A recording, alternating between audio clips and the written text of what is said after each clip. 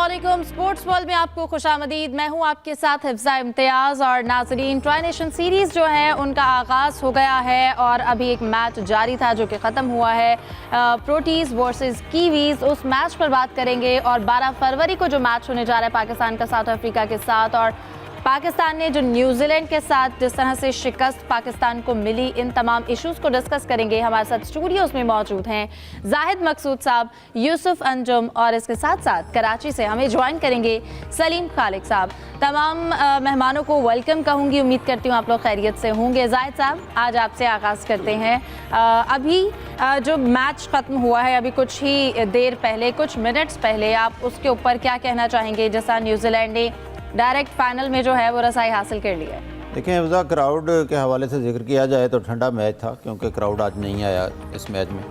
लेकिन अगर देखा जाए कि क्रिकेट के नुक्ता नज़र से, टैकलिंग के नुक्ता नज़र से तो बहुत अच्छा मैच था, क्योंकि आज जो है न्यूजीलैंड की खूबी यह है कि उन्होंने पहले मैच में चेज़ किया और पहले मैच में उन्होंने पहले बैटिंग की, आज उन्होंने चेज़ किया। गोया कि दोनों तरह से उनको प्रैक्टिस मिल गई है।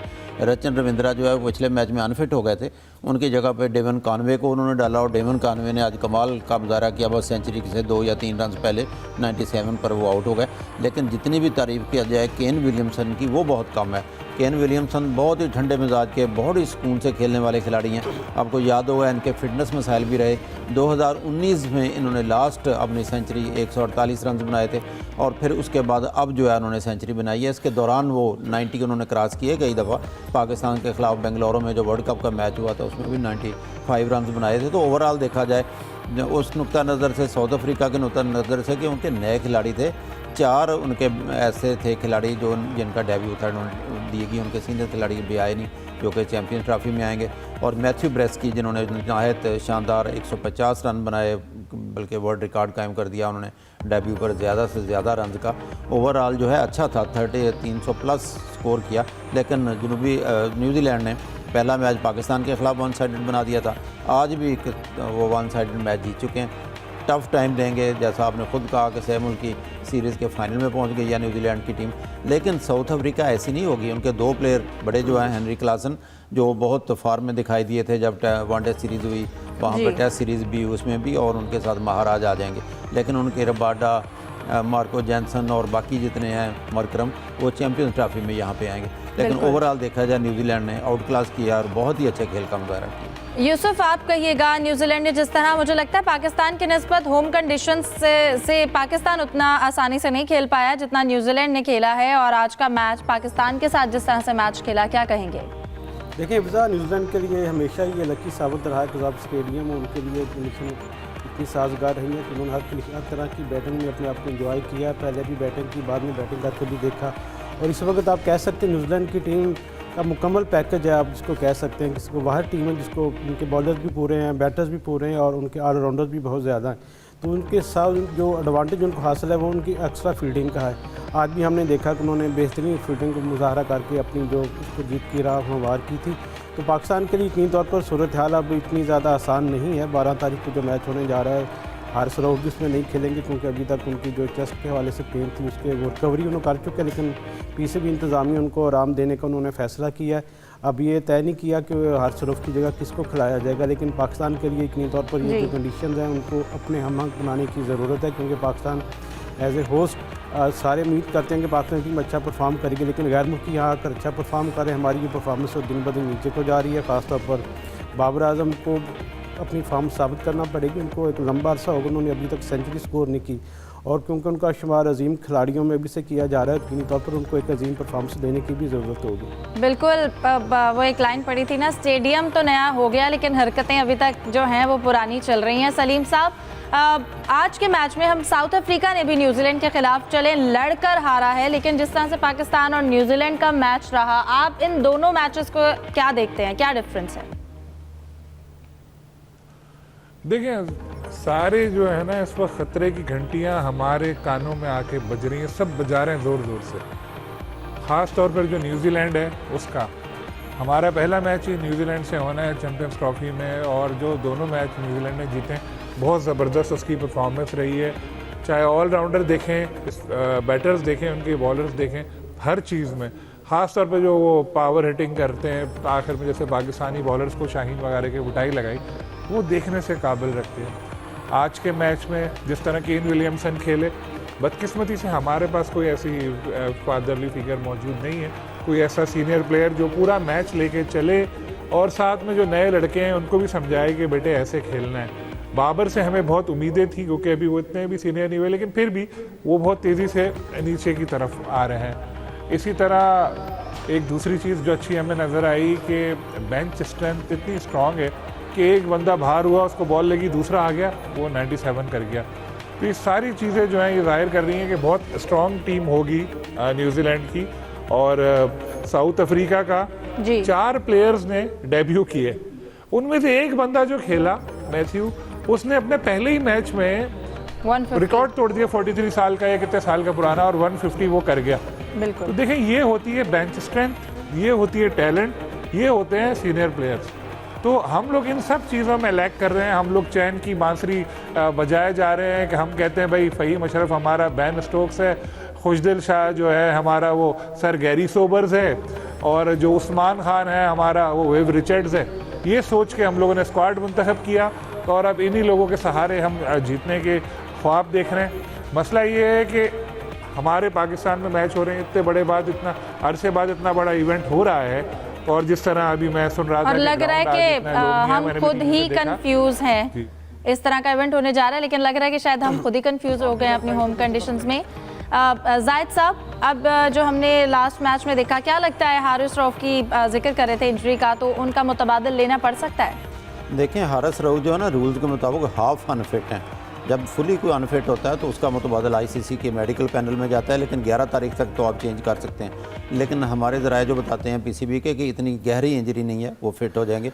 और अगर कहीं भी चेंज करना पड़े 11 तारीख के बाद, जो 1 माह रह जाएगा, उसमें मेडिकल पैनल आईसीसी का जो है उससे इजाज़त लेना पड़ती है। और फुल्ली तौर पर जब वो देखते हैं कि ये प्लेयर अनफिट है, क्योंकि इस वक्त तक की इतलाक़ के मुताबिक वो हाफ फिट हैं, जबकि रचन रविंद्रा जिनके सर पर गेंद लगी थी वो फिट हो चुके हैं, उनको एहतियातन बाहर बिठाया गया है। जैसा कि डेवन कॉनवे जो है उनके बहुत ही अच्छे विकेट कीपर और ओपनर हैं, वो भी आज शानदार खेले हैं। तो रचन रविंद्रा जो है अगले मैचों तक वो भी फिट हो जाएंगे, जबकि लेकिन रचन रविंद्रा की यूसुफ इंजरी को लेकर जो इंडियन मीडिया है अगेन अब ये स्टार्ट होने लगी है, फिर से उन्होंने एक नया इशू क्रिएट कर दिया कि लाइट्स की वजह से जो है उनकी आंखें चुंधिया गई। मतलब इंडियन मीडिया ने किसी तरह बाज नहीं आना। देखें हिफ्ज़ा, ऐसा पहली बार नहीं हुआ, बल्कि ऐसा अक्सर होता रहा खेल के दौरान। कई ममालिक में हमने देखा किस तरह की कंडीशन, जब जो फील्डर को कैच जज नहीं हो पाया। लाइट्स का ज़रूर इशू होगा कहीं ना कहीं, लेकिन मजमूई तौर पर हम ये भी तो कह सकते हैं कि टेक्निकल उनकी गलती थी, क्योंकि जिस तरह वो गेंद को ग्रिप करने की कोशिश कर रहे थे तो अचानक से आगे उनके गेंद ट्रैवल ना कर पाना, तो इतनी तक वो थोड़ा मिस जज कर गए थे। और कुछ लोग ये भी कह रहे हैं कि जो कज़ावी स्टेडियम की वाइट कुर्सी हैं उसकी वजह से शायद बॉल वो मिस हो जाता है वहाँ पर आकर। लेकिन अब ये चीज़ें तो बाद में देखी जाएंगी कि टेक्निकली तौर पर क्या पॉसिबल है इसको बेहतर करने के लिए। लेकिन खुद इंडियन मीडिया भी खुद भी अपने हाथों पहले पाकिस्तान का मजाक उड़ाता, फिर जब उन पर पड़ती है तो फिर वो अपने मुँह सा लेकर बैठते। बिल्कुल, दूसरों पे तनकीद करना आसान होती है सलीम साहब। जब अपना मैच चल रहा था इंग्लैंड के साथ तो वहाँ पर लाइट्स बंद रहीं और 35 मिनट जो है वो मैच जो है उसको डिले करना पड़ा। इंडिया को अपनी सूरत हाल नजर नहीं आती, बस दूसरों पर तनकीद करना लाजिम है। मैं तो इंतज़ार कर रहा हूँ अभी तक कोई स्टेटमेंट आया कि पाकिस्तान की साजिश है। पाकिस्तान में बैठे बैठे यहाँ की लाइटें बंद करवा दी, क्योंकि एक दिन पहले ऐसा हुआ था। इंडियंस तो ऐसी कॉन्स्पिरेसी थ्योरीज बनाते हैं ना। देखें, बिल्कुल आपने सही कहा कि ऐसा ही हुआ कि वो एक दिन हुआ था, सोशल मीडिया भरा पड़ा है कि भाई उसको बॉल लगी इस वजह से कि लाइट्स ऐसी हैं, ये ऐसी हैं। अगले दिन इतनी देर तक मैच रुका रहा और सारे बैठे मोबाइल की लाइटें जला के, तो फिर वो मुंह की खानी पड़ी इंडियंस को। जिस तरह वो सोशल मीडिया पर मजाक उड़ा रहे थे पाकिस्तानियों का, तो उनको पता चल गया कि भाई ये इस तरह की चीज़ें कहीं भी हो सकती हैं, और बस उनको तो मौके चाहिए होते हैं। कहीं भी कोई भी चीज़ हो वो बस फ़ौरन आके ढूंढ रहे हैं इंडियंस खास तौर पे कि भाई इधर पकड़े हैं कि ये देखो ये चीज़ गलत हो गई, ये चीज़ गलत हो गई। लेकिन देखें, कल बड़ा ज़बरदस्त उनको जवाब मिला और बिल्कुल हमें कुछ करने की ज़रूरत नहीं पड़ी, खुद से ही साबित हो गया। उनके अपने मैच में 35 मिनट जो है वो डिले रहा, लाइट्स बंद रही। जाहिद साहब, लेकिन जो मैच हुआ इंग्लैंड के साथ इंडिया का, 2 अब तक जो मैचेस हो चुके हैं और वो इंडिया ने जीते हैं, प्लस उसके साथ साथ रोहित शर्मा वापस फॉर्म में आ गए हैं, तो आप उनकी परफॉर्मेंस के बारे में क्या कहें? देखिए, इंडियन नुक्ता नज़र से देखा जाए तो ज़ाहिर है उन्होंने तो अपना ठंडी सांसें ली होंगी कि रोहित शर्मा का बल्ला मुकम्मल तौर पर खामोश था। अब उन्होंने शानदार इनिंग्स खेली है, ना सिर्फ ये बल्कि उन्होंने ज़्यादा से ज़्यादा ओडीआई छक्कों का रिकॉर्ड भी क्रिस गेल का तोड़ दिया। शाहिद अफरीदी अब भी नंबर 1 पे हैं और दूसरे नंबर पर आ गए रोहित शर्मा, और बड़े अरसे से मुंतज़र थे शायकीन क्रिकेट भी और ख़ास तौर पर इंडियन परस्तार भी कि रोहित शर्मा का बल्ला चले, और कल वो बहुत शानदार खेले। लेकिन जो दूसरे बड़े खिलाड़ी हैं, लेजेंड हैं विराट कोहली, उनका बल्ला अभी तक खामोश है। 5 रन पर वो आउट हो गए बड़ी जल्दी, और 2 मैच तो खैर जीत चुका है इंडिया, दोनों वनडे। यकीनी तौर पर इंडियन टीम का हौसला भी बुलंद होगा और बेहतर होगा। और अगला मैच आपको याद है इस सीरीज़ के बाद जो फिर चैंपियन ट्रॉफी का मैच है जिस पर सबकी नज़रें वो पाकिस्तान और इंडिया का मैच है जो दुबई में होगा।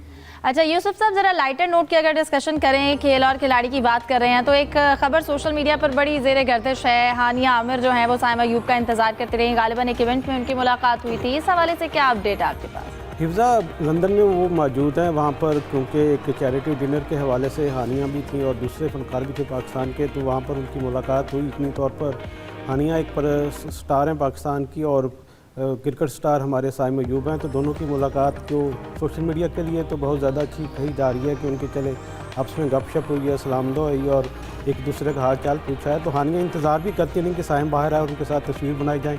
बस इसी चीज़ को लेकर हमारा सोशल मीडिया पर ये भरा पड़ा है कि दोनों के हवाले से किस स्टार ने मुलाकात की, और इस तरह की जो चीज़ें यकीनी तौर पर एक अच्छी होनी रवायत है, होती रहनी चाहिए, लेकिन बातें तो करनी होती हैं। अच्छा सलीम साहब, क्योंकि आप कराची में हैं और कल कराची के जो नेशनल स्टेडियम है वहाँ पर इफ्तिताही तकरीब है, कराची का स्टेडियम भी तैयार हो गया है, वहाँ क्या सूरत हाल है कल की तकरीब के हवाले से? जी बिल्कुल, ऑलमोस्ट स्टेडियम तैयार हो चुका है और तैयारियां जो हैं जारी हैं। जो आखिरी वक्त की जो फिनिशिंग टचेज़ हैं वो दिए जा रहे हैं। तकरीब के हवाले से भी तैयारियां जारी हैं, लेकिन इसमें ये देखने में आया है कि मीडिया को जो कार्ड्स वगैरह इशू किए गए बहुत ज़्यादा ताख़ीर हुई है उसमें। अभी कुछ देर पहले जो हमारे रिपोर्टर हैं उन्होंने बताया कि जी कार्ड अब मिले, हालांकि टीमें आ चुकी थी, प्रैक्टिस हो चुकी थी, लेकिन बहुत ज़्यादा इसमें ताख़ीर हुई है। लेकिन बाकी अगर हम उससे स्टेडियम को देखें तो वहाँ पर तो काफ़ी हद तक काम पूरा हो चुका है। और जिस तरह लाहौर में टीम ने भी वहाँ पर प्रैक्टिस की है ना, कौमी टीम ने भी वहाँ पर प्रैक्टिस की है, नसीम शाह ने गुफ्तगू की है वहाँ पर। यही तो मसला हुआ था कि जिस वक्त तक लोगों को कार्ड मिलना शुरू हो गए थे, लेकिन बगैर कार्ड के जब टीमें आ जाती हैं तो स्टेडियम में दाखिला बड़ा एक इशू हो जाता है। तो पीसीबी ने एक कहा था कि जी डोमेस्टिक वाला कार्ड रख लें अपने साथ और उसको लेके चले जाएं। तो ये तो छोटे मोटे इश्यूज हैं, लेकिन अगर हम बड़ा काम देखें तो वो तो तैयारी पूरी है स्टेडियम की, और वहाँ काफ़ी शेप भी नज़र आ चुकी है, ड्रेसिंग रूम वगैरह अगर आप देखें तो बिल्कुल एक स्टैंडर्ड आलमी स्टैंडर्ड के मुताबिक। कज़ाफ़ी स्टेडियम के बाद अब आलमी स्टैंडर्ड के मुताबिक इस वक्त नेशनल स्टेडियम कराची भी तैयार है वेलकम करने के लिए, और चैंपियंस ट्रॉफी के मैचेस वहाँ होंगे। ट्राई नेशन सीरीज़ का 12 फरवरी को मैच है वहाँ पर, तो कल की तकरीब हम भी इंजॉय करना चाहेंगे टीवी पर देखकर। आज के प्रोग्राम से दीजिए इजाज़त, तमाम मेहमानों का शुक्रिया, अल्लाह हाफ़िज़।